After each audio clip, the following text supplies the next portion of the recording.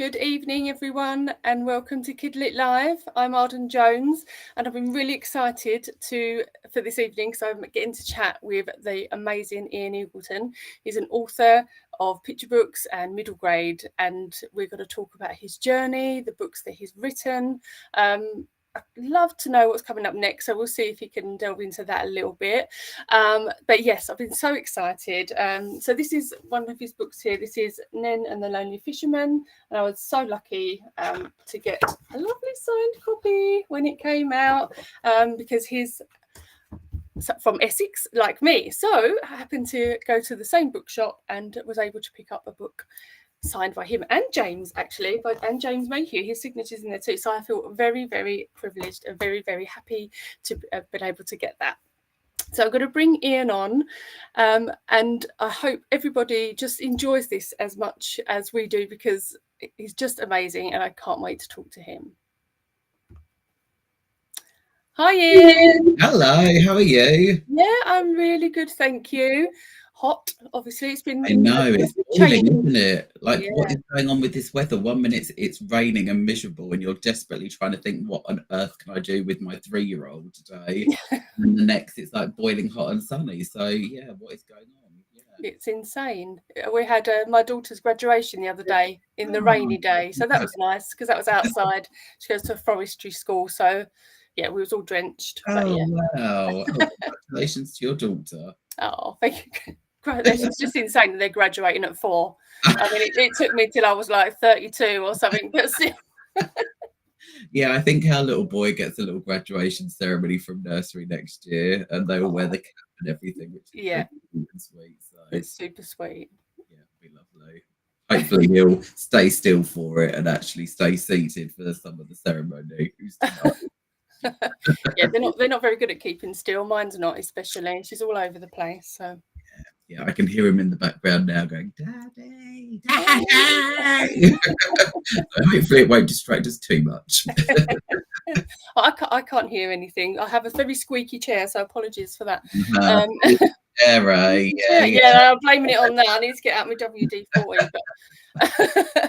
But I'm so glad that we spoke and you was able to come on the show. So I've been really excited for this because I loved Ned and the Lonely Fisherman when it came out, and I had Glitter Boy in my TBR for ages on my Kindle. I bought it a while ago, and I thought I need to read it. It's something that I've been wanting to get into for ages, and wow! Oh, like I say, it was amazing. I read it literally in within 3 days. I couldn't put it down, and I was just on that journey throughout the whole time. I don't know if I can say spoilers, but there was a part with Nan, and I was crying my eyes out. So yeah, it was quite an emotional one. Yeah. Oh, I'm glad you enjoyed it though. Thank you. That's really kind. And I'm not a fan, but I've never hugely been into Mariah, but I'm like, wow, this is amazing. I just need to listen. I was more of like a 90s Mariah. It was really funny because I put like maybe one sentence in there at the beginning in the first draft about he loved Mariah Carey, and that was it. And my editor of Scholastic was like, "I want more Mariah. I thought you said he was meant to be a fan. Like, tell me all about the songs." And I was like, "Oh, can I do that?" And he was like, "Yeah, I feel like James would know everything about her." And I was like, "Brilliant." So yeah, because it was my first middle grade, so I was like, "Oh, can I refer to song lyrics? Can I, what am I allowed to do with like copyright and using titles of songs and things like that?" So I just sort of said at the beginning that he loved Mariah Carey, and that was it. So yeah, it developed from there. So that was really fun. Yeah, it was real. I spoke to a year 6 teacher just before we broke up for school, and he said he was reading it with his class and they were listening to all the Mariah Carey songs as they read it. Wow. And I was like, that's brilliant. So yeah, good fun. So yeah. So what's the Mariah Carey like fan group called? How do you say it? Lamberley? Lamberley, yeah. Oh, I really like that. So there's going to be lots more of those now, I think, after yeah, it's really cool. Like, because I got to write in the Guardian about my experiences of homophobic bullying and love of Mariah Carey and how it inspired Glitzer Boy. And before I knew it, because there's loads of like Mariah Carey fan groups on Facebook and things, like with thousands and thousands of members and followers and things, and they were like tagging me in like these articles and things and written, and it was just really exciting. Yeah, so it's nice to connect with that sort of fan base as a fan myself. Yeah. And hopefully, the more fans that are sharing, the more likely she is that she's going to read it. So that would be amazing. I don't know. I don't know. I would love her to, but I feel like she's far too busy to like notice my book. I'm like, hi, Mariah. Maybe she could listen to it. She could listen to it, couldn't she, and be singing along as she's there. Yeah, maybe I need to get an audio version sorted out for it. Maybe she could do the audio version. That would be cool. That would be amazing. I'm not sure we could afford Mariah Carey to read a book for us somehow, but well, I'm keeping my fingers crossed. I'll keep my fingers. I'm waiting for news. So yeah. Oh, brilliant. So, because obviously, as I said, I was talking about your book. So we'll talk about your writing journey. So have you always known that you wanted to be a writer? No, I don't think so. Like I started really enjoying writing when I was 10, and my parents got me a diary for Christmas. And it had like a little lock and key, so I could like keep it secret from my brothers. And I used to write stories and things in there. And I kept a diary up until my 20s. So I've got boxes of diaries that I've still got. But then I went into teaching. I went into primary school teaching for 13 years. And I suppose I was always known as the teacher that loved sort of writing and writing stories and reading and books and that sort of things. And I was a literacy leader for like sort of 8 or 9 years. So it was a real passion, like writing and reading. And I used to write stories in front of the children and get them to join in writing with me and things like that. So but yeah, it wasn't until I was about sort of 27, 28 that I wrote my first picture book manuscript and thought, oh, maybe I'll send this off. Because I'd read it to my year 4 class, who were like 7 or 8, and they were like, this is really good. Who's it by? And I was like, oh, don't worry who it's by. Because I thought if I tell them that I've written it, they're either going to be like, oh yeah, it's really good because you're our teacher, or they're going to be like, this is the worst thing ever. So I decided not to tell them. But yeah, I used to write stories for the classes that I taught and stuff. So yeah, writing's always been in the background. But yeah, it really became important sort of when I was, I suppose, 28 and started writing picture book manuscripts and things. So no, I didn't always know I wanted to be a writer. I just knew that writing was important to me, and it was often in times of sort of struggle or when I was going through grief or loss of a family member or something that I would turn to writing. So yeah, I suppose it sort of stemmed from spending so much time with children, teaching them and like reading books to them, and you do writing every day and English every day, and so that's where that sort of real love of literature came from, I think. Yeah, I think when you're around children, they really inspire you as well to write, and finding, especially as a teacher, you're always there with them like every day. So there must have just been so much sort of inspiration that comes from them, and they're also the most honest, like you said, the most honest of critics. So it's always good to have that, I think, when you're writing. Yeah, and it was really helpful as well when I was like, for example, when I was writing Glitzer Boy, a lot of it takes place at school in the classroom. Yeah.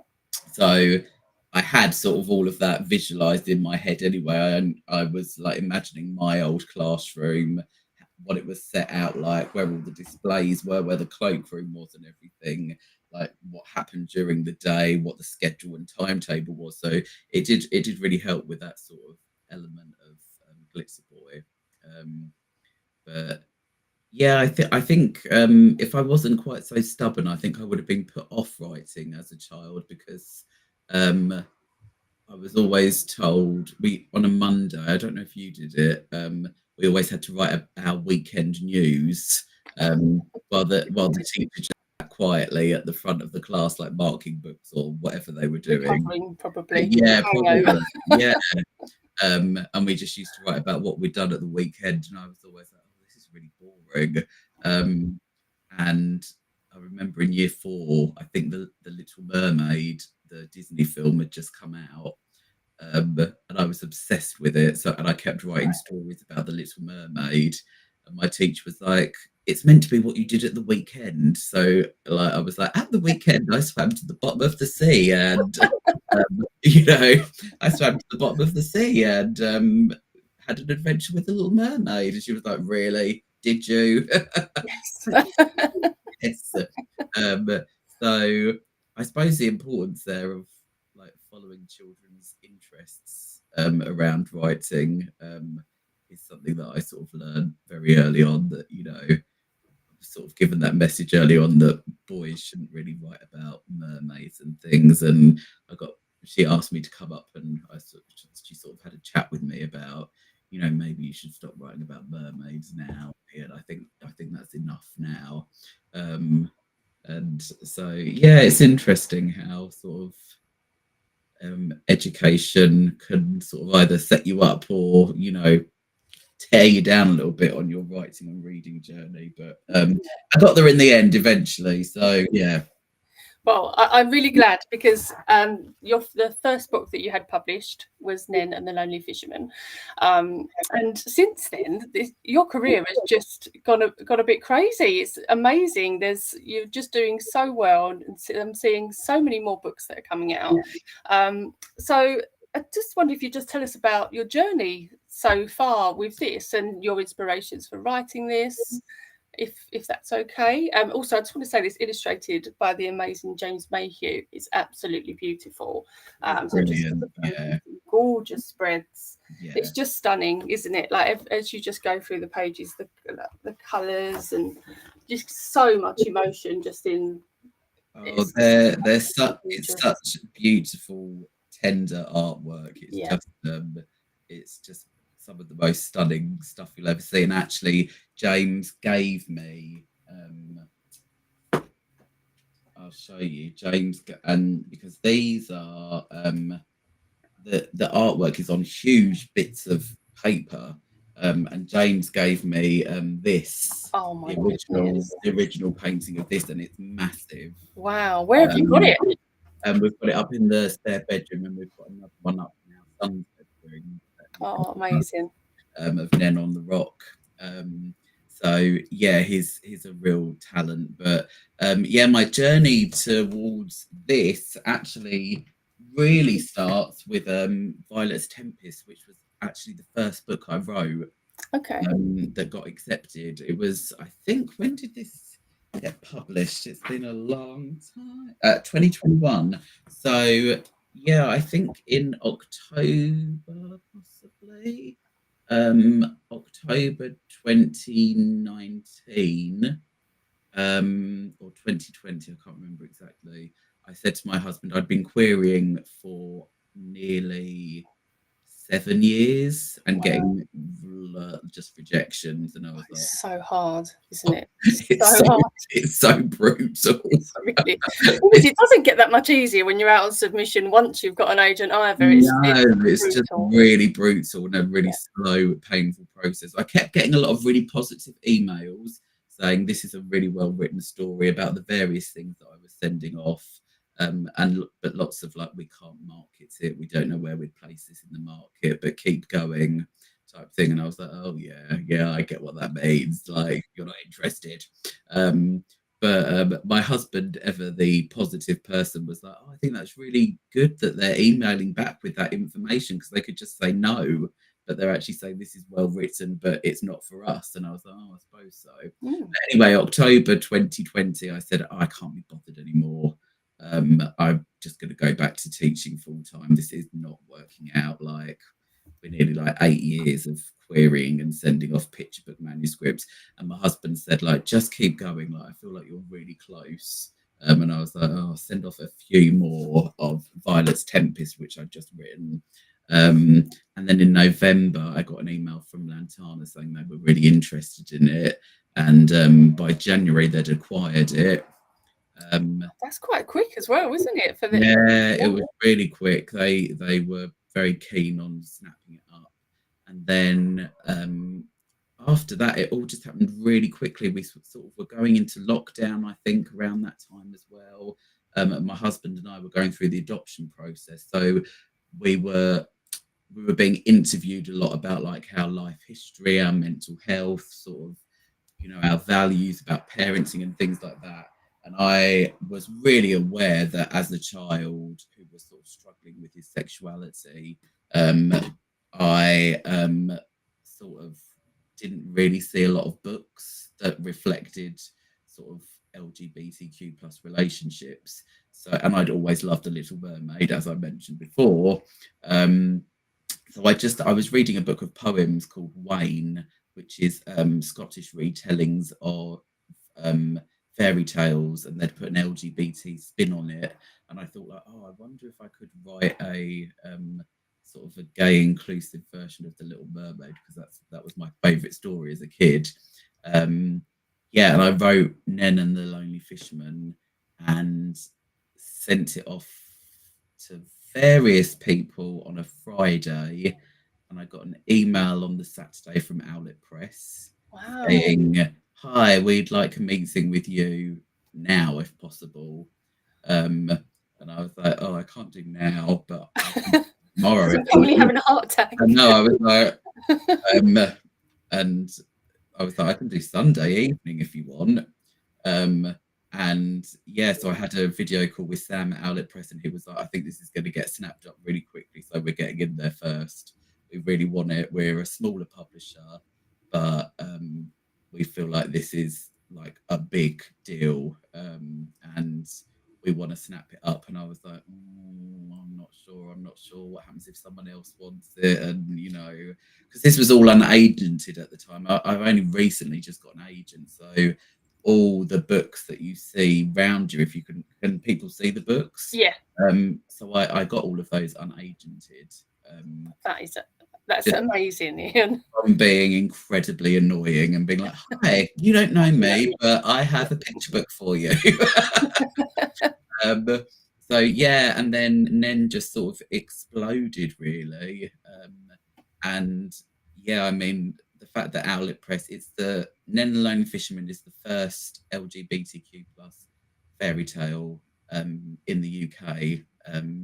So we were doing something really, really cool and exciting, and we were really, really scared and nervous about it, and spent a long time over the words, and just over James spent so long on the illustrations, and it was a real sort of like project of love and care from everyone in the team. And just really bizarre things started happening, like Stephen Fry got a copy and said that he'd do a recording of it for us. So we've got an audio version of him like reading the story. I didn't know that. I love Stephen Fry. Yeah, it's on YouTube. I need to watch that. And he did that for free because he loved the story, and it was just bizarre. And everyone was just so positive about it. Obviously, you're always going to get dreadful trolls online who have lots to say, but we just block and mute and carry on. Like, they want you to be up. What they want that response back. It's just there's no point. I'm really, really lucky with everyone that I've worked with, especially Owlet Press and Scholastic with Glitter Boy. They've looked after me really, really carefully, because there have been some times where I've been like, "Oh, I'm getting death threats," or or various things. I'm like, what do I do? I really want to argue back with them or like say something, but they've looked after me really, really carefully. So I'm really grateful to have like a team of really experienced, nice people who are sort of, looking out for my best interests.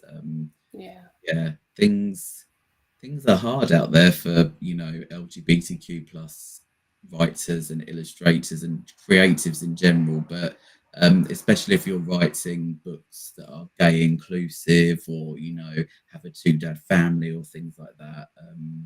And I think that's probably why I didn't get published for so long. People kept saying, like, we don't think we can publish that with, They're worried about the backlash and stuff like that. yeah. So it just took, like, Owlet Press being really, really brave. And I think a lot of the time, smaller publishers, sort of indie smaller publishers, are the ones, like, leading everyone else and being the ones that are really, really brave with what they publish. So yeah, I was just really lucky. And then I hustled quite a lot, and sent off more manuscripts to people and what have you. And then eventually thought, I think I better get an agent. It's been a very, very long, arduous journey, but we made it in the end. And it's still, like, last year, I think, I don't know how many books we sent out, but so many of them got rejected. So many of them, and then ones that Is that with your agent? Is that that's happened to me. And I was sort of very much just like, haha, I've got an agent now. All my dreams have come true. I shall be selling every single book I've written, and everything will be brilliant. But the reality is, a lot of publishers are still very, very wary about publishing LGBTQ plus stuff for children, and we were getting a lot of no's because of that. And they were saying, like, we can't sell this worldwide. We wouldn't be able to sell this in any other country. Like, it just wouldn't have a big enough appeal. So it's really difficult trying to balance that sort of commercial aspect and my passion of writing LGBTQ plus stories, and having sort of, two mum families, two dad families, that sort of thing. So it's an interesting journey. Wow. Well, I think you're doing so well. Like, just, you're so positive about it all, and it's like, it sounds like it's been really, really difficult, lots of difficult times, and I'm just in awe of you, because I think that's amazing to still be just pushing through and bringing out these beautiful books, and just, like, not giving these people the time that are not very nice about it. But, like, I'm glad that, like, publishing does seem to be changing across all underrepresented. Yeah, and I'm really excited. I've got some really exciting projects coming up over the next few years with various publishers. So it's really, really cool. And I've had some really nice meetings with publishers, and sort of, I always say, sort of, like, with the picture books, that I'd really like to work with LGBTQ plus illustrators if I can. And so there's some really exciting things coming up. That's amazing. Yeah.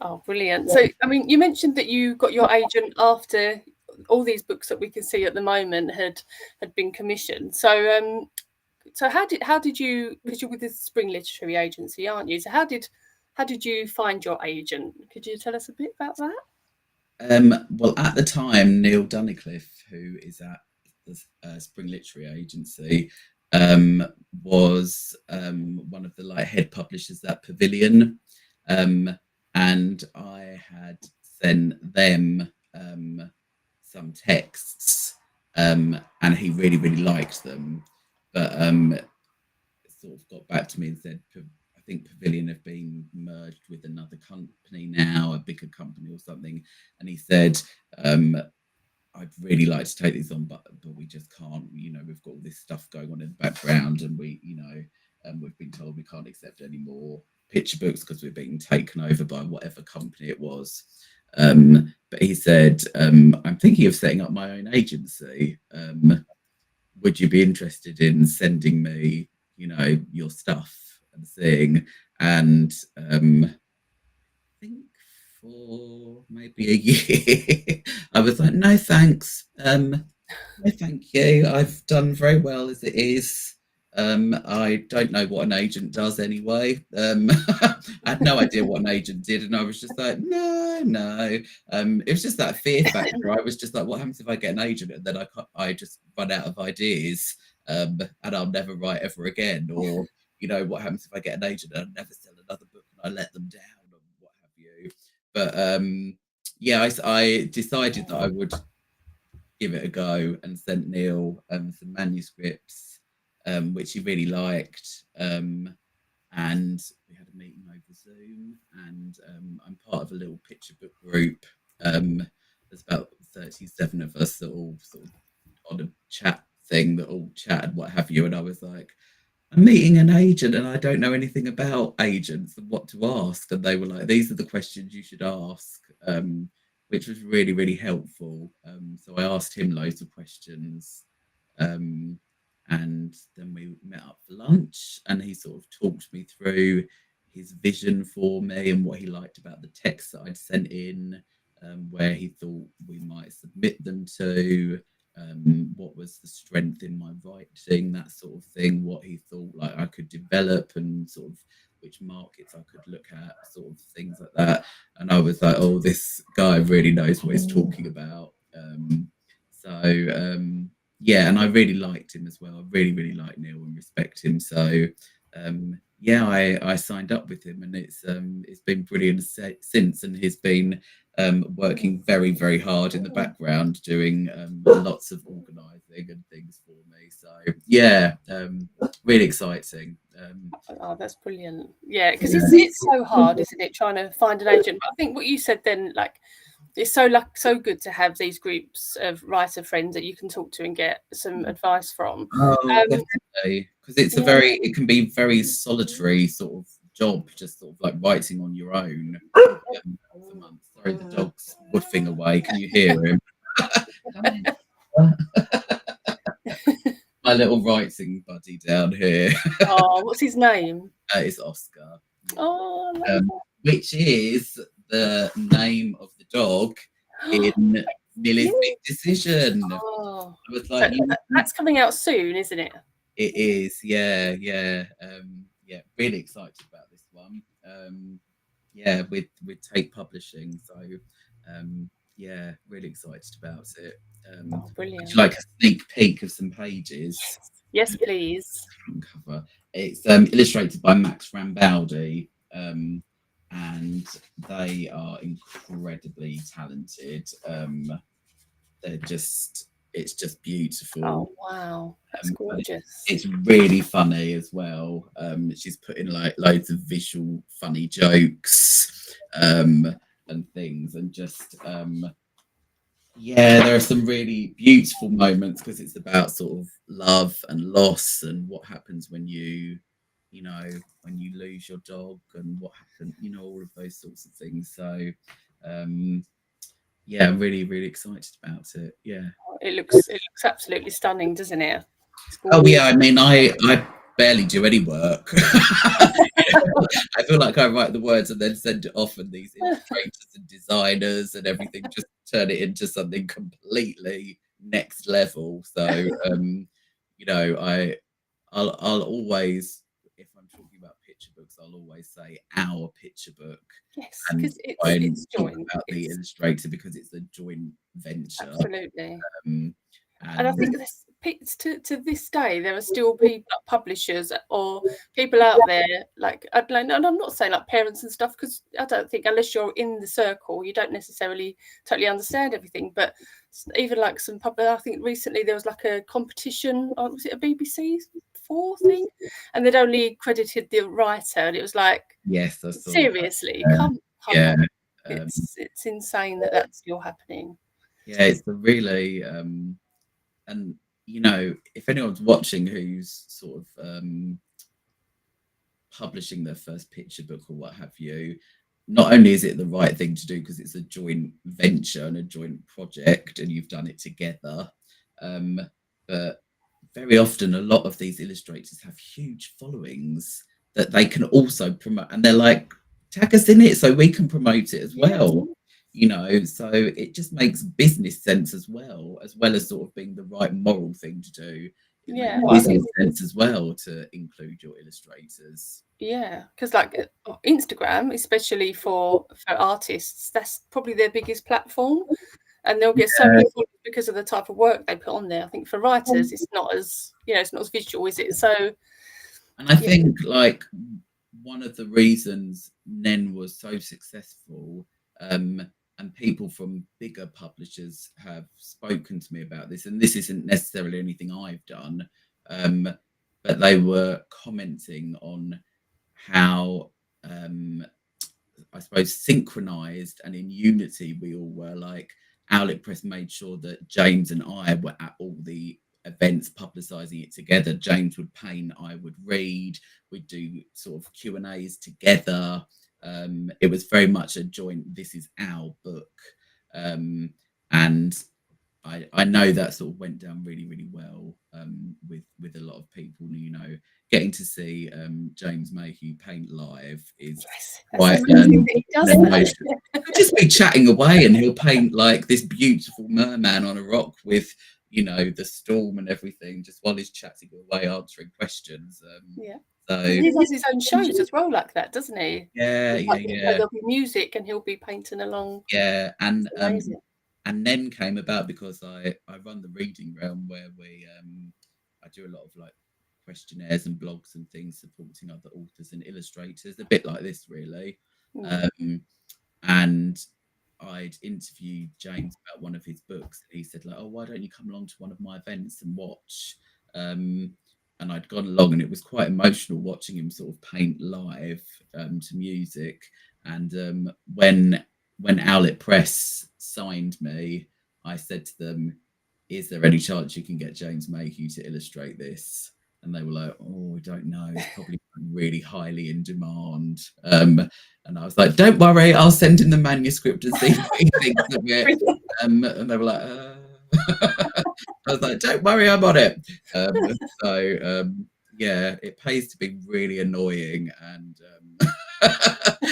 just you need to send me some tips, because I'm like, oh, I don't know. I feel like, do you know when you have to like nudge someone and you're like, oh, I just feel really uncomfortable, but just do it. Yeah, I'm trying to get better at it, and I think the longer you're in the publishing industry, the more you realize when people say, I'll get back to you on that, it's usually sort of a month, 6 weeks, and what have you. But a lot of people, like my editor at Scholastic for Glitzer Boy, was always on the end of an email. Like I was like, I've got to this point in the story and I don't really know where I'm going, and he'd sort of email back straight away with ideas and suggestions. So yeah, it's just a really up and down world, I think, isn't it? Some things happen really quickly and suddenly, and then other things happen really painfully and slowly, it seems. But yeah, it's a journey, isn't it? It's a stormy sea or a calm sea at times. Yeah, definitely. So have you got any tips that you could give to people that are querying at the moment, or even that are looking to go straight to a publisher's before getting agented? Any? So I did a lot of research while I was unagented into who was accepting unsolicited manuscripts. And there's some really good websites that have sort of listed all of the publishers in the UK and worldwide that accept unsolicited manuscripts. So that was really helpful for me. That's a lovely loot for leaving. I was just about to say that was the website I went to constantly. I was like, who haven't I annoyed this year? Let me try again. I'm sure they'll change their mind this year. And lots of people always say about the Children Writers and Illustrators Yearbook. That's got a whole host of agents' names and things like that. And I think in terms of like when I'm putting together a submission package, I sort of put at the top sort of the title, and then I usually put like a snappy sort of like, this is Wednesday meets Frankenstein meets Mission Impossible, and then a synopsis, and then the selling points of the book I always put in bullet points on the front page. I always put other books that it's like. For a long time, it was like, it's not like any other books, it's completely original, which isn't the best thing to do. People want to know, like, how do I compare this? What would be a similar thing in the market, so we can think about a strategy to market it. So title, snappy little, Wednesday meets Frankenstein meets whatever films, and whatever it's might remind people of. Synopsis, selling points, other books that are similar to it. I'll usually put a list of illustrators that I think would be really good for the project, that so they can sort of think about what style I'm thinking of. Oh, okay. I've never heard of anyone doing that before. That's really interesting. Yeah, I'm very thorough. And then the best thing, and I don't know why I'd never thought of it myself with picture books. Neil at my agent, because publishers generally want around 500, 600 words for a picture book, and I was always coming out about 1,000, like with the most bloated picture books ever. And Neil just said to me when he was looking at some of my manuscripts, he said, a lot of this isn't actually the story, it's a description of what you want the illustrations to look like. And I was like, oh, well, how else are they going to know what I'm thinking? And he was like, well, why don't you just put it in the comments box on the side? And it immediately sort of halved what I was doing, because I was like, oh, I don't need any of this. Like, I don't need all of this setting description and what have you, and I don't need, all this sort of stuff about what the characters looked like and what's happening with their face and thing. I can just put it in the comments box. And it just meant that suddenly my manuscripts have become really sort of much snappier and pacier, and I think allow for there to be space so that the illustrations can sort of take over. That was a really helpful tip, and I thought, why has no one told me that before? But yeah, so I'm very grateful for Neil to telling me that. Sorry, my computer keeps turning off, and I'm like shrouded in darkness, like an even Bond villain. Yeah, I don't know whether other people do that anyway. But I'd never it's quite a big thing, the whole illustration notes thing. Because I do like a lot of critiques at, like, I offer a service where I do critiques for people, and I'm often sort of like, this bit can come out, like, you don't just the illustrator just run through with that just to explain why, because I think sometimes it's like, well, why can't I put that in? But if you then are thinking about the illustrator, well, they want to put their stamp on it and use their imagination. I think you learn as well when to step back as the writer when you're not needed, and when you need space for the illustration. So I remember very clearly this one, this page that now says it was a merman. This originally sort of said, like, he had golden sparkling scales and his hair was glistening with da da da da da. And they were like, why don't we just get rid of all of that and let James do a beautiful, huge illustration? And I was like, yeah, okay, that's cool.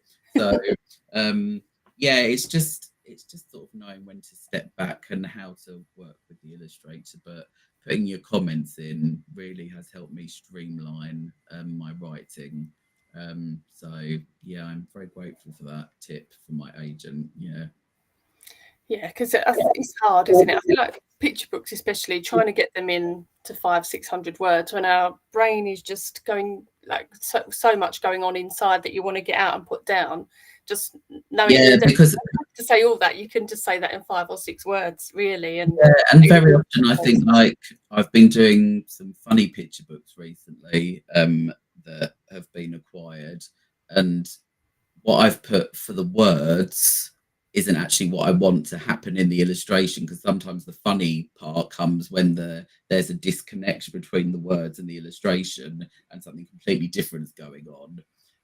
So there's been a lot of, like, describing in comments box, like, this isn't actually going to happen, what you're thinking is, yeah, it is. It's just a constant balance that you learn, um, and it's also just about, like, I think, with Violet's Tempest, I really learned very very quickly that my editor was there for a reason, and knew much better than me. I was like, they want to change the whole story, they want to cut this out, and they want to cut this character out, and I've spent ages on this, and what have you. And yeah, I was really glad in the end that they basically asked me to rewrite the whole of Violet's Tempest, because it was just too bloated and there was too much going on, and the teacher had a side story and one of the friends had a side story and all sorts of things was going on. So it's just about, I think, learning about how to be lean in your writing and sort of crystal clear, and not having any waffle or sort of, extra bits, sort of bloating the story. So yeah, yeah, but I love it. I really enjoy that editing process of listening to other people and being like, oh yeah, that makes sense. Like, oh, that's, I had never thought of that, or what have you. So, like, your editor is your friend, really. A critical friend that's there to guide. So yeah, big steep learning curve. Yeah, to get some feedback that that is going to help your story. I think when you're first starting out, I remember like getting my first feedback and just going, no, they've got no idea what I like, what my story is about. It's and being quite personal with it, and then but now I'm just like, oh yeah, no, that absolutely makes sense, and oh yeah, I was to really. help you. There was a point with Violet's Tempest where I remember saying to my husband, I think I'm going to pull out. They've got no idea what the story's about. And they actually had a really good idea of what the story was about, but they were trying to nudge me in the direction of, I always remember the editor saying to me, who's the most important person in the story? What's the most important thing? And I said, oh, Violet finding her voice. And she was like, right, there you go back and write it with just that in mind. And I was like, oh, I don't need that, I don't need any of that. So yeah, it's good to listen to an editor, and James Mayhew gave me some really brilliant advice with Nen when I was starting out and submitting it to people. He said, like, have in your mind a list of things that are non-negotiable for you, and then have in your mind things that you would be happy to tweak or change. He said, but maybe have one or two things where you think, like, this is really important that this happens, or this part of the story is really crucial, and I don't want to budge on it. And then things that you think that doesn't actually matter, or if I change that to that, that sort of thing. So that was really helpful advice from James, bless him. The thing is, it's knowing you can keep changing it forever. If everybody puts their input and you listen, you might not even end up with a product that is what you imagined it to be. So I think it's listening to your gut, but also just being aware of what the advice that people are giving you, and see if that works for you. I think because it's hard, isn't it? You put so much effort into it, and then someone wants to change it. I've worked before and just completely changed a manuscript and it was just I felt like it was nothing by the end of it. I ended up like going back and using like third or fourth draft, and that's the one that sort of and I think like the editors that I've worked with have been really lovely and said, like, if usually before I've signed, they've said these are the changes we're thinking of. If you don't agree with that, or that's not the vision for your book, then just think about whether you really do want to sign with us, because we're seeing it going in this direction. So that's always important, I think, that your sort of vision and things align. Yeah. And it's good that they're being like that open as well with you to tell you this beforehand. I think that's really a really good thing, because they could just sort of say, this is how we want it. Yeah, it's like, yeah, I have giving you that option. Generally really, really lucky with all the people I've worked with. Yeah, definitely. Yeah. Oh, so I know. So your latest picture book that's out is called Rory's Room of Rectangles. Yes. So it's illustrated by Jessica Knight and published again by Owlet Press. So it's oh, look at that, it's gorgeous, isn't it? So it's a story, a positive story about blended families and emotions that Rory's experiencing, because he loves his dad and he loves his stepdad. And you know, I grew up with a dad and a stepdad, although I didn't love my stepdad, he was awful, but there was sometimes I did, sometimes I didn't, but yeah, so it's hard being a young child and living in with a blended family, but feeling that guilt that you feel because you just love one person. It's really important, and I don't think I've read a story like this for a picture book. So what's your inspiration for writing it? Really, it came from children that I've taught, and being the teacher at the front saying like, oh, we're going to make Father's Day cards today, and being really aware that, you know, so and so's family, mum and dad have broken up, or, you know, dad's not at home, or there's a stepdad and things there, and having to navigate that.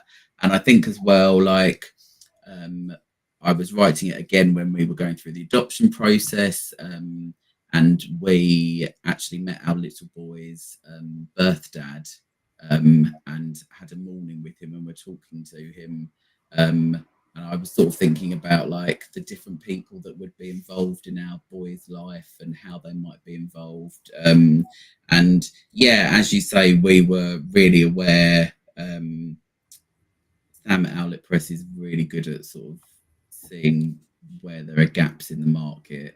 He was sort of saying, you know, there's not really much about blended families. I wonder if you could think about that sort of, you know, from your own experiences as the teacher, and also like through going through the adoption process and things. So yeah, it was a really exciting project, and Jessica Knight was brilliant to work with, and she's got such a painterly, beautiful style, and she's just really captured his Rory sort of imagining what dad's doing when he's not there, surfing and going on hot air balloon rides and things.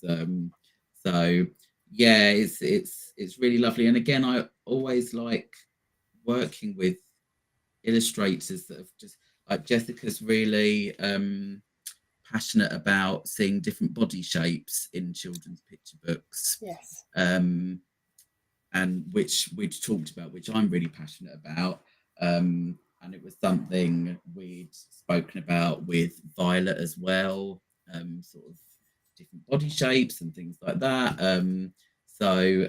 Yeah, it was a really wonderful experience. We've had lots of, I mean, like honestly, like some of the pages are just like you could frame them. There's a page where they go into the art gallery and look at all the different. Wow. So she's like made her own actual paintings separately. She could make them on a bigger scale. She have loads of art around as well. They're just stunning. Gorgeous.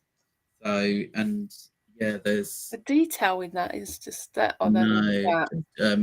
So yeah, that was really gets that spread there because of everything around them too. It's just really it was, doesn't it? It was really it's a really special book again, and I was really glad to be sort of part of it and work with Owlet Press and Jessica on it. So yeah, and Jessica's just included some really funny little nods to my.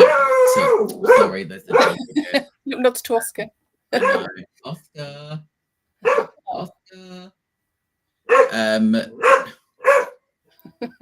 Excuse me 1 minute. Hugely professional. Come here. Yeah, Jessica's included some really funny nods to my other books. Like there's a classroom there of Nen and amazing things like that. So yeah, it was it's a really lovely book. And yeah, we're really proud of it again. So yeah. So and also because we was talking about being sort of constrained within that picture book, and now then you was writing your novel and having that, I suppose, freedom with more words to be able to delve a bit more into emotions and feelings. So, because like we said earlier, Glitter Boy, I loved it. It was such an amazing book. It's like I don't really read much on my Kindle, but I really enjoyed reading it because I can read it in the dark as well. So Yeah. I don't need my lamp on, so it's just nice. I really enjoy that just cozy feeling. But yeah, it's such a gorgeous book. So, did you want to sort of tell us a little bit about how you, with your again your Yeah, what it's about? it actually started off life as a picture book called Mr. Hamilton's Wedding. Um, Oh, Mr. Hamilton's James's teacher in the book, um, and my editor Linus at Scholastic was like, I really like this picture book idea, but I don't really think it's a picture book. I feel like it could be a really interesting middle grade book. Have you ever thought about writing a middle grade book? And I was like, no. We were just about to adopt our little boy, who was 13, 14 months at the time. And Lina said, why don't you just write the first chapter for me and see if there's anything there? And I wrote the first chapter, and because I was still in that picture book frame of mind, I really rushed. Like everything happened in the first chapter, and he was like, oh, I really like James's voice in this, but like you really rushed. Just why don't you spend the first chapter in the classroom just introducing some of the characters? And I was like, okay. And so I ended up writing. Then he'd say like, oh, why don't you have doing like the next chapter? What do you think might happen next? And I was like, and before I knew it, I'd written 8 chapters, and then suddenly Scholastic were like, we want to sign this up. um, it was. I decided, because I'm quite an anxious person, so I decided I'm not going to plan this or think about this. I'm just going to write it, because if I get too much in my head about like word count and chapter length and what's going to happen, I just will not write it, basically. I sort of 3 weeks after we adopted our little boy, I started writing Glitter Boy. And so I was very emotional, very tired. I had 2 hours every day, 1:30 to 3:30 when he was napping, when I wrote. So I was exhausted by the end of it, really, really exhausted. And it's obviously a very emotional book about James's homophobic bullying, and much of it is the same homophobic bullying that I experienced. And yeah, it was just a really emotional, cool, brilliant, all-encompassing experience. Writing sort of, like, my nan had just died as well. My nan had recently died, so I brought that in. wow. I was. That's so brave to write at that point as well, to write about them, because you can see the relationship, you can feel the relationship between James and his nan. So Yeah, so I sort of wanted to make it different enough that it wouldn't, like, James's family is very different to my family set up, and James has got a really lovely teacher who's open and out about his sexuality, and sort of, sets in this project about LGBT history and things. And I never had any of that. no. Section 28 was still sort of hovering around in schools at the time, so teachers didn't talk about sort of being gay or anything like that. So I suppose a lot of it was like wish fulfillment of, like, I wish adults had done this for me, and I wish I had teachers like Mr. Hamilton that had sort of talked to us about, Marsha P. Johnson and Sylvia Rivera and all these various sort of LGBTQ plus trailblazers and things. It was just a brilliant experience, but it was I'm trying to be really careful with this middle grade that I'm writing at the moment. I'm trying to only do 2,000 words a day. I'm quite a quick writer, so I'm trying to stop after 2,000 words, because with Glitter Boy, I was just like in the zone. I'd be writing till midnight. I was like, I've got to get this done, or else I'm just going to lose it. It's all going to go. I was exhausted by the end of it. So I'm trying to look after myself a little bit more this time. Yeah, it's so important to look after yourself, but it's hard when you're in that flow. to just like to know that you have to stop. And is that in your head when as you're writing, you know that this 2,000 words is coming up, but you're like, no, I don't want to finish it. And I have a notepad on my phone now, so I type things out at, like when I wake up at 2 a.m. and think, oh no, that needs to happen, or this character wouldn't have said that. What was I thinking? Yeah, and actually I was really lucky with the book that I'm writing at the moment, because the publisher that I'm working with sort of were asking about me writing something just after I'd finished writing Glitzer Boy, and I was like, no, I'm not doing a middle grade book again. There's no way. I'm exhausted. I'll just stick to picture books. Like, thanks. And I'm always very, and that's the anxious person in me. Once I've written one picture book or one story, I'm like, that's it. There's nothing else in me. I don't need any other stories in my mind. Like, I'm, creatively bereft. I can't do anything else. But I was really lucky. My agent and the editor were really sort of supportive, and I was just like, I need to take some time off to think about a story and think about. So I spent 5 months just thinking about the characters and the story that I'm writing about now, and I didn't write anything. I was like, I'm not going to write anything because I'll jinx it. But I'm just going to think about them and like have chats with them while I'm out walking the dogs and things like that. So that's what I did.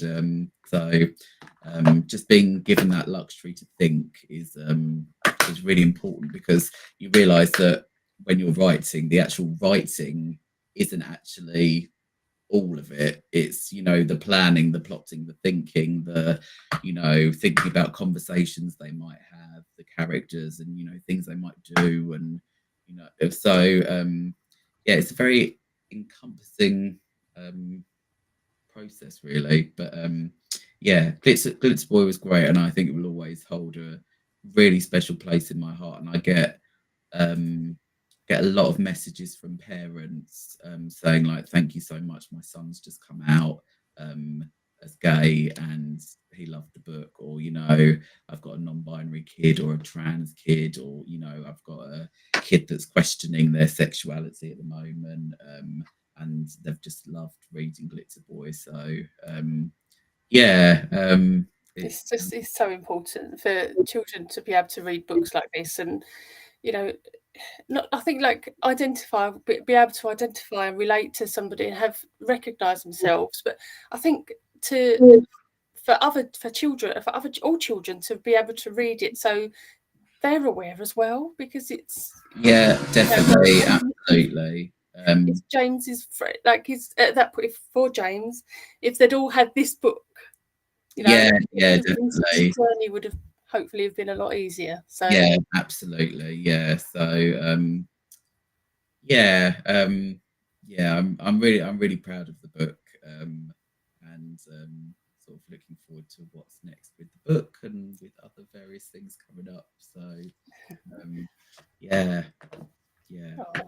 Oh, that's amazing. I can't believe that it's actually coming up to the hour, because I unfortunately, because it has to go onto Instagram, I can't upload anything longer than an hour. I have to keep them underneath, and I'm like, I'll still have questions I want to ask. We'll have to bring you on another time. I can chat about myself for days.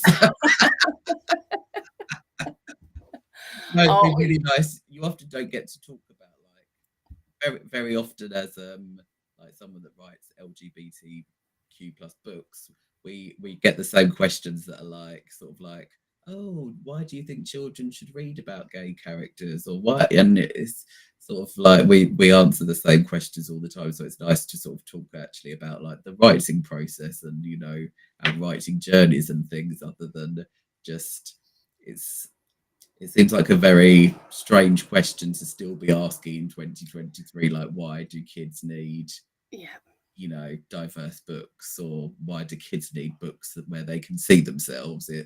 It's hard, because I think we should just think that this just happens now. We shouldn't ask. We don't need to ask. But I think, unfortunately, there, like you saying, there's some experiences still that for like the publishers and stuff are still a bit wary, could be taken. Yeah. But it is so important for so many different types of people. So like my daughter's disabled and she's never been seen herself in a book. Like she's my eldest daughter is 20, so she didn't see herself in any books growing up, and it would have been so important for her. So it's so important to be inclusive. Yeah, definitely, I agree. Yeah. But oh, it's been so wonderful having you on, Ian. I've really enjoyed chatting to you. And as we're both so close to each other, we need to meet up for a coffee. Oh yeah, or something stronger maybe. Yes, yeah. A whiskey. I'm always up for a whiskey. Oh, lovely. Okay. You can teach me about whiskey. I'm not really a whiskey. I'm like a gin and tonic kind of guy. Oh, I do like a gin as well. Anything I do. Thank you very much for having me, and good luck on your writing journey too. Thank you, and to you, and I'll speak to you soon. Thank you so much, Ian. Yeah, thanks a lot. Take care. See you later. Bye. That was amazing to talk to Ian. I've been so excited to chat to him. I hope everybody enjoyed our chat. It was so much fun, and learning about all his books and his journey. Unfortunately, on Instagram, this end bit is going to get cut off, but it will still be there on YouTube. So if you're watching on Instagram and want to find out what the rest says, watch it on YouTube. You can listen to it all over again if you like, but also you can just skip to the end if you really want to. So for next week, I'm really, again, I'm always excited. I'm excited because I'm going to be speaking to my agent, Molly Jameson, and we have some amazing questions to ask her. And I think it would be really helpful for people that are on their querying journey, that have maybe just signed with an agent and not really sure what sort of happens. So all the questions that I'll ask her will be really helpful for you on your journey. So please do tune in next week. It's again on Thursday at 8 o'clock. And as I said, it'll be with Molly Jameson and me, Arden Jones. So thank you so much for tuning in, and I will see you soon.